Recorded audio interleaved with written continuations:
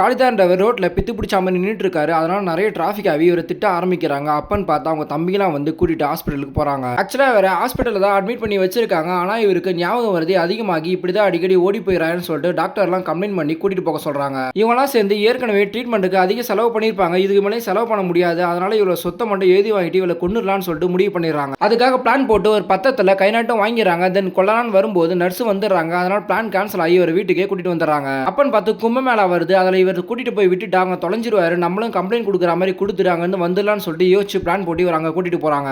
அதுக்கேற்ற மாதிரி அந்த கோவில் திருவிழாவை விட்டுட்டு அங்கேயே இருக்க போலீஸ் கிட்ட கம்ப்ளைண்டும் பண்ணிடுறாங்க. அப்பன்னு பார்த்தா அந்த போலீஸ் ஸ்டேஷன்ல இருக்க ஒரு போலீஸுக்கு ஒய்ஃப் சாப்பாடு கொடுக்க வராங்க. அப்போ ஜோசிக்காரங்க ஒரு ஹைட்டா தாடி வச்சவர் தொலைஞ்சிருப்பாரு. அவங்கள மட்டும் நீங்க கண்டுபிடிச்சிக்கலாம், உங்க குழந்தை பாக்கியம் வரும்னு சொல்லிட்டு சொல்லியிருப்பாரு. ஸோ இவங்களும் ஹஸ்பண்ட் கிட்ட இந்த விஷயத்த சொல்லி அவங்கள மாதிரி ஒரு ஆளை கண்டுபிடிக்கணும்னு சொல்லி பேசிட்டு இருக்காங்க. அப்பன்னு பார்த்து இவங்க கேஸ் கொடுக்க வந்தவங்க அதே அடையாளத்தை சொல்றாங்க. அதை கேட்டதுமே நானே இந்த கேஸை எடுத்துக்கிறேன்னு சொல்லிட்டு கேட்கிறாரு. அண்ட் போட்டோ கூட இல்லைன்னு சொல்லிடுறாங்க. இவரும் தேட ஆரம்பிக்கிறாரு. ஆனா அவருக்கு அவர் பேரை சொன்னதே அவர் காதல விழாம போய்கிட்டு இருக்காரு. இருந்தாலும் இவர் அவங்க தம்பிங்க இருக்க இடத்த கண்டுபிடிச்சு கிட்ட போறாரு. அப்பன்னு பார்த்தா அவங்க இவரை பத்தி தப்பா பேசிட்டு இருக்காங்க. இதை பார்த்ததுமே இவங்க கூட இருக்கிறத விட நம்ம போயிடலான்னு சொல்லிட்டு பஸ் ஏறி அங்க வந்து கிளம்பிடுறாரு. ஸோ இவங்கள வந்த வேலை முடிஞ்சிருச்சுன்னு சொல்லிட்டு வீட்டுக்கு போயிட்டு இருக்காங்க. அப்பன்னு பார்த்து வீட்டுல இருந்து கால் பண்ணி எலக்ட்ரிக் ஷார்ட் சர்க்யூட் ஆச்சு, அதனால வீட்டுல இருக்க எல்லா பொருளும் எரிஞ்சிருச்சுன்னு சொல்றாங்க. பார்த்தா இவர்கிட்ட கை நாட்டு வாங்கினா பத்திரமா அதில் சேர்ந்து தான் எரிஞ்சிருக்குன்னு தெரிய வருது. அதனால கடங்காரெல்லாம் இவங்க கிட்ட வந்து கேட்க ஆரம்பிச்சிடறாங்க. ஸோ இவங்க வேற வழி இல்லாம திரும்ப இவரை தேட ஆரம்பிச்சிடறாங்க.